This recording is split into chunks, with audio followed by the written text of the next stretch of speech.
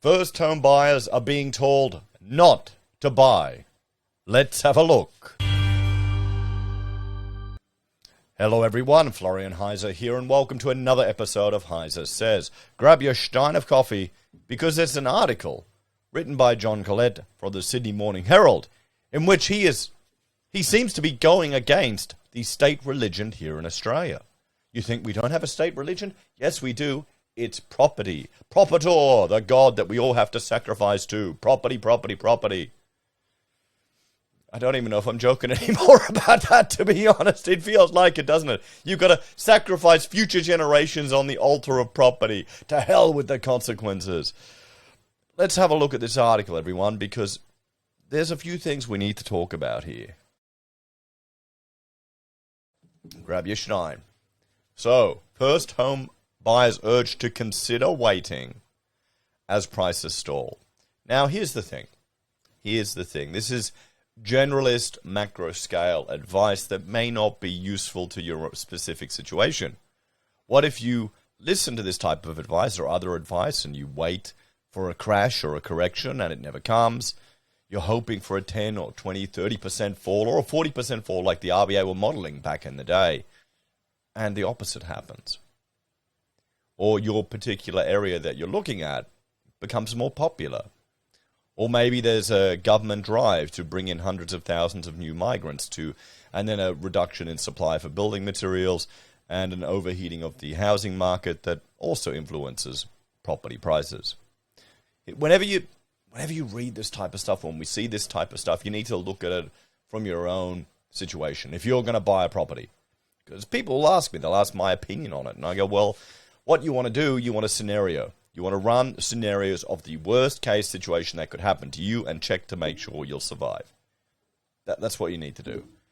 Okay, if you want to buy a property now, think, okay, what happens if interest rates go up? Can we afford it? Do we have buffers? Everything else being equal, manage it. Manage the risk, because that's what you have to do. Because you want a house here in Australia. It's almost it's a cultural and class divide, being a homeowner to being a renter. And I think more people are just becoming aware of that. Because as sad it is to say, you are looked down upon in Australia if you're a renter. You are. It's a cultural thing. People may not be willing to publicly admit it, but it's bloody well there. I mean, come on. And I did a poll, actually, and I will bring this poll up. I asked you to vote on this poll. Hang on, you think I'd be more organized, but not today. And you'll find it here on the community tab for the channel, or it should come up on your phone. Who has more political power in Australia, homeowners or renters? And we'll go through the results in a future video, so there's still a chance for you to have your say, guys. But of the 2,000 people that voted, 80% said homeowners, and only 20% said renters. I think, depending on how you look at it, renters have a lot of power in Victoria and certain states, where landlords really have to jump through a lot of hoops to control their property or to get out dodgy tenants. But politically, there is a push towards supporting homeowners. We've seen it. And that's because, housing is now the way that our government intervenes in the economy. So let's have a look at John's take here. Home buyers looking to get a foot on the property ladder, but fear missing out as prices in our two largest capital cities become increasingly unaffordable, are urged to consider waiting and use the time to save for a bigger deposit. Now, he's talking about Sydney and Melbourne, and there are signs that Sydney and Melbourne are starting to cool off. Let's bring up this here. We'll have a look at asking prices. We've got Sydney here. This is from SQM, and there you go. What am I looking at? A 3-bedder 1.7. 1.6, all houses 1.7. Look at that spike, though. It's shot up. This is Melbourne here. We'll refresh it. Reload page. There you go as well. 1.1 for all houses, 1,080,000 for 3-bedders. Again, it's been climbing up. Notice how flat units have been in comparison. And even in my city, Brisbane, it's just gone insane. It's gone insane, everyone. Just in the last couple of years. Remember, in 2020, we were talking about house prices they were unaffordable then. People were bitching and moaning about them then, how it just seems unreasonable. But here's the thing. Here's the thing. If Sydney and Melbourne fall, well, all of the other cities are going to catch up. That seems to be the habit that happens, or the pattern that happens. February CoreLogic figures showed Sydney prices dipped 0.1%, the first monthly decline in house prices since September 2020. In Melbourne, prices were flat. Okay, so prices are down 0.1%, which is nothing really, to be honest. But in property in Australia, in the state religion, it's important, everyone. Many property experts say that the boom may be over and that prices are likely to slide from here. Now, we're hearing that prices are going to slide. We'll have to see, everyone, how much of a slide it is.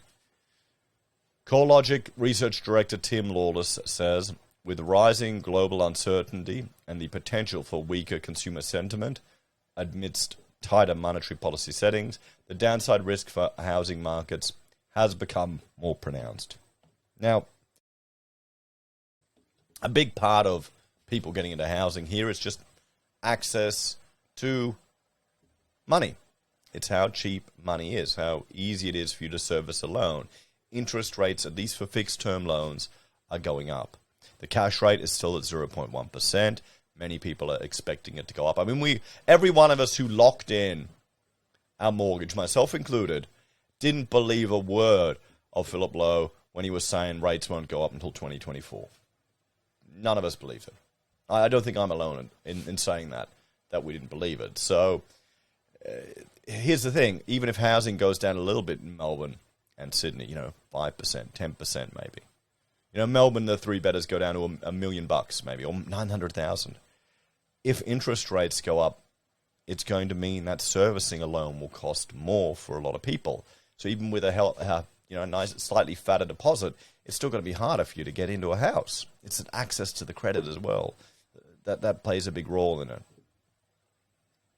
Martin North, founder of Digital Finance Analytics, says prices are likely to ease back from here, so the imperative for first-home buyers is to catch the runaway train, in my view, old news.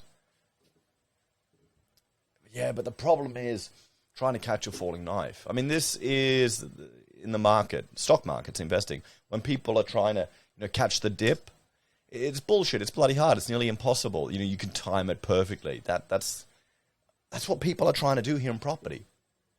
Good luck to you. I mean, you're just lucky. I think I bought an investment, and then boom, it's up 300%. It was just complete luck. Or a mobile company over in Canada I bought 2 days before they announced that they were being bought up and the shares doubled in price. Yeah, okay, awesome skill there. No, it's just bloody luck.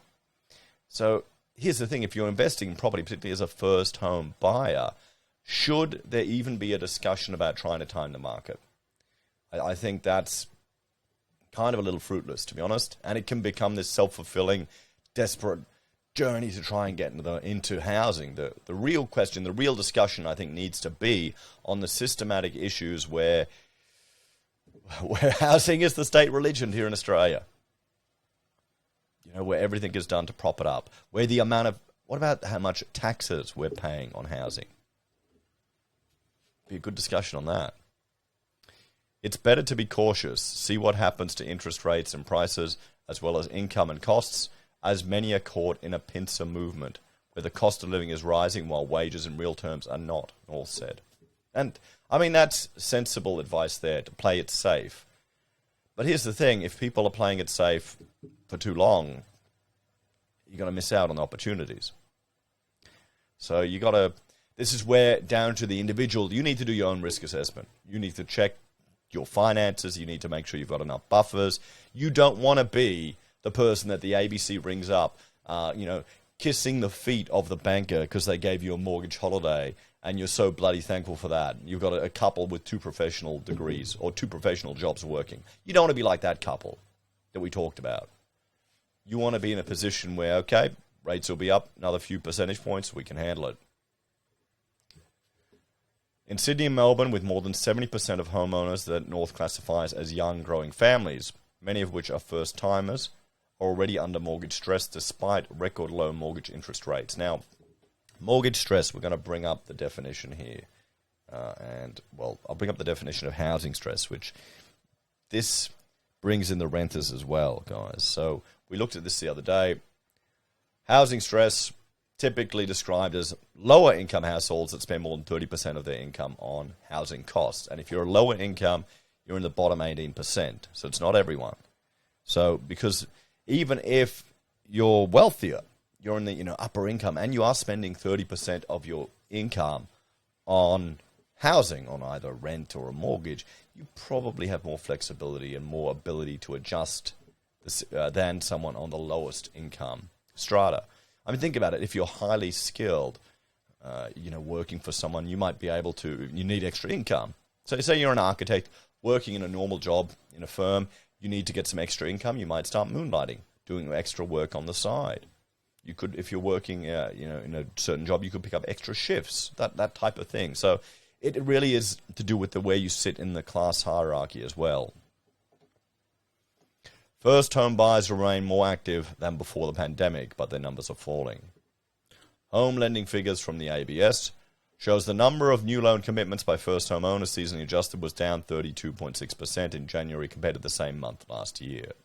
The forces that powered the red-hot housing market over the past 2 years are losing momentum, says Steve Mickenbacker, Group Executive of Financial Services at CanStar. Well, what are some of these forces? Let's bring this up just to remind those of you that haven't seen it. The government coming to the rescue. Trading while insolvent. Remember that, everyone? That terrified me more than anything else. Probably because I'm a small business owner. And we're starting to see now businesses that are toppling over and the flow-on effect that it has, particularly with ProBuild. There's an example. You got JobKeeper keeping, hundreds of thousands of people employed. And this is all debt, everyone. You got juicing up the market. 5%, 2% loans, 88 grand. We used to think 88 grand in government handouts and discounts was a lot. Tasmania now, 200. Oh, and they'll own up to 40% of your house. Do you want the government owning your house, guys? We're just pretty much going to socialism there. So, yeah, we've been in a strange situation. First recession in 28 years. And I'll bring up here everyone's favorite chart. There you go. Future generations, everyone. Sacrificed on the altar of property. We need to make a statue or something. I don't know. It's a bit depressing. So, looming higher mortgage interest rates and a rising cost of living on essential items such as petrol and food are leaving potential home buyers with less discretionary income and capacity to borrow. What I think we'll see, because food is definitely going up. I did a video about it today, about meat getting more expensive, and people shifting to eating more carbohydrate-based, shelf-stable stuff full of seed oils. And then that's going to increase our healthcare costs in the future, but that's a completely different topic. You're going to see an impact on discretionary spending and the retail sector that is fueled by that. That's where you'll start to see it happen. I think we'll see a hit to that sector before we start seeing properties flood to the market, because people are going to do everything they can, and the banks are going to do everything they can to keep the merry-go-round going. There is now a firm expectation of the Reserve Bank cash rate increases later this year, which should start to slow what has been a strong 2-year run in home lending and property prices. Westpac this week lifted its fixed interest mortgage rates for the third time this year, following similar moves by other major banks. That shows just how quickly interest rates rise when they start moving off the floor, Mickenbacker said. Borrowers have to prepare for multiple interest rate increases and a big leap in repayments. Yeah, pretty much you got to get ready for double repayments, I'd say. I'm on 1.99. I'm going to expect double repayments when we come out of this.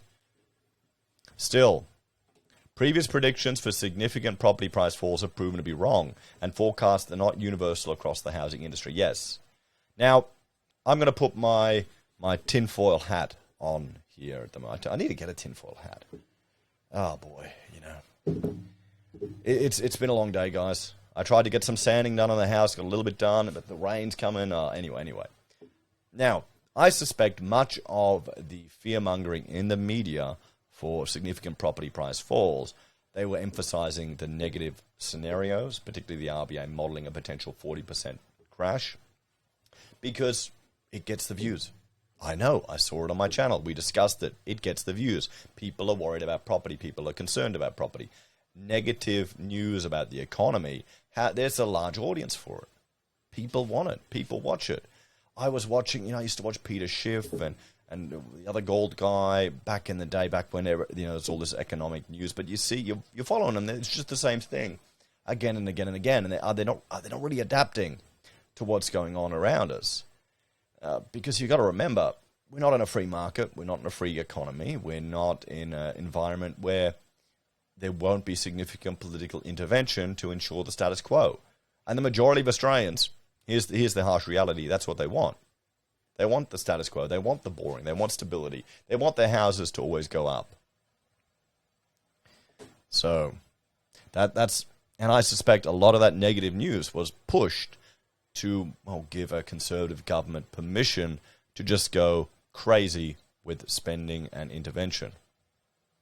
I wonder if we'll even see a royal commission into all of this. That will be interesting. I know some of the political parties are calling for it at the next federal election. It's going to be an exciting one to watch. It really is.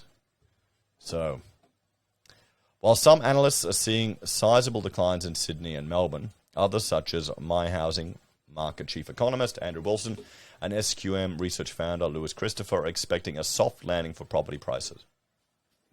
Now, soft landing, that's triggering. Remember, didn't they say that in the States? Didn't they say that in Ireland? That would have a soft landing? I can't see Brisbane property or Adelaide property falling as much as Sydney or Melbourne. I can see a bit of heat coming out of Sydney and Melbourne and propping up the other cities. But I still can't see them dropping that much. Even if they went down 10%, guys, it's still not going to be affordable. Just think about it. Think how the media would go nuts and would be freaking out over a 20% housing price fall. You're still not talking that affordable compared to, household income. They point to the return of mass overseas migration, yes, and rising confidence as the economy recovers from COVID-19 pandemic as reasons why a house price crash is unlikely. I agree with them there. I think we're going to see more people coming to Australia. I mean, COVID-19, well, that's one thing we can thank the Russians for. We've pretty much forgotten about it. It's disappeared from the news. We've lost, the mask mandate is now gone in Queensland. I think we have a few other things. So you go shopping. I still see a few people wearing masks, but I was telling the cashiers, going, isn't it great? You don't need to wear them anymore, and they love it. It was quite frustrating. And then she proceeded to bitch about our Premier shutting the schools at the drop of a hat. So I liked her. She was good. So rents are rising strongly in Sydney, another factor to consider in the decision of whether to become a homeowner. True. Remember, the old argument, rent money is dead money. That's kind of bullshit in a way, but also it isn't. Because you got a house. You don't need to put up with all the crap with rental properties. And it's such a regulated industry in regards. And I'm my bugbear at the moment is the Greens calling for air conditioning in every rental house. That's going to drive up costs. It's just nuts. So, yes, rents are going up. And you think about it, well, here's the thing. When Martin may be worried about people being under mortgage stress, spending 30% of their income on their mortgages. But you've got to realize how many of these people have kind of busted it, just working their ass off, getting a deposit together while paying a stupidly high rent. So 30% going towards housing costs, either saving for a deposit or paying rents. If you combine that together, it may be a reduction. They may be better off because it's the deposit that's the bloody hard thing to get. You can service the loans. And even if interest rates go up, people are going to find a way to service them. You'll see some investment properties drop off and hit the market, but these aren't shares. You're not going to sell it at the drop of a hat. The thing is, and we've seen the banks will do whatever they can to keep it going. So, yeah. I mean, what is a crash in property? A house price crash. What is one? 10%? Is that a crash? 20%, 30%, 40%? I mean, I did another poll on my channel, and we'll just jump over here. Where is it? Interest rates. If house prices fell by 30% 2 weeks ago, 2,700 people voted, 5% would sell, which is strange. 54% would buy, and 42% would hold. Homeowners would hold. You don't really care about your house price unless you're leveraging it to buy other properties. And what would you do if your investment property fell? If the bank's giving you a tap on the shoulder, maybe you sell one or two. Maybe you up the rent to cover your costs. Or maybe you go interest only for a few years. So, yeah. Figures from Andrew Wilson show rents for Sydney houses rose 11.5% in the past 12 months. Unit rents rose by 6.7%. Melbourne house rents are up 4.7%, and rents on Melbourne units are down 3.2%. Okay, notice here how advice given is general in nature. Yes, this is the problem. Whenever you hear any advice online or on any videos or read in any articles, you've got to realize it's big scale stuff. You'll never be held to account by it. It could be completely off. So let's have a bit of a talk about this one. So first home buyers should consider waiting. What do you think? What do you think about that advice, everyone? I mean, there's an element of danger to it that you could miss an opportunity. You need to think about what the opportunity cost is. And that's to say, well, think about it. You're moving it, you buy a property, and maybe you pay above price, and it suddenly falls down 10%, and you theoretically lose some value, or you're in negative equity for a period. I mean, one could argue property will go up over time, as long as there's demand for it, and well, can you see demand continuing here in Australia? But what about the more time you spend out of the market because you're trying to time it? That's the challenge. You could, well, have other situations that arise that mean maybe you lose that money you'd save for a deposit, something happens, you miss that opportunity to get in. Sure, you may save some money on that theoretical loss, but you're also paying additional rent, additional costs, rather than putting it into an asset that you own. See, here's the thing. You need to look at it on an individual basis. It needs to come down to you. All of this stuff that you hear in the news, you see on the media, you see on the YouTubes, you got to consider it and take it for what it is. Often free advice or a free perspective on what's happening out there. You're not paying for it, you know. So I've heard horror stories of people who sold everything and are living in a garage with piles of silver waiting for the economy to tumble and to crash. Then I hear other people who said they've stopped with watching all the negative news and said I had to stop and just started buying shares, because a lot of it is psychology too. This is back when we had the big crash. So I'd say assess your individual circumstances. Don't stretch yourself too far and manage your risks. It all comes down to you. You've got to do scenarios. Guys, you've got to do scenarios of what happens when interest rates go up. And that has to affect you. Because as we've seen now, the banks aren't going to start turfing people to the curb too fast. They've shown there'll be calls. There'll be calls for mortgage holidays again and interventions. And mortgage keeper might materialize into something. Might be a joke. And remember, we've got an election. So if property starts falling before an election, well, it's going to be interesting. What's your take on this one, guys? Have you been trying to time the market in property, or are you just trying to build up enough reserves to get in? If you're a seasoned investor, have you ever successfully managed to time the market? Or is the old, it's not when you time the market, it's time in the market that matters. Take care, guys. Thanks for watching. Let me know your thoughts and opinions on this one. It's going to be an interesting topic. If you want to help the channel out, there's a few ways you can. You can simply like and interact with the channel. It helps with the YouTube algorithms. You can support us financially by joining on YouTube or Patreon. You can sign up for SelfWealth or Stake, use any of our affiliate links at Amazon, eBay, Independent Reserve, or AussieBroadband, or you can buy our merchandise. And please remember to click on the survey. I'll bring it here, who has more political power in Australia. And I want to point you towards a recent video I did, this one, on flooding exacerbating the rental crisis we have here. What's going on? Has that stopped playing? The video has stopped playing. Oh, well, there you go. Flooding exacerbating the rental crisis. Take care, guys. Have a great day. I'll see you next time.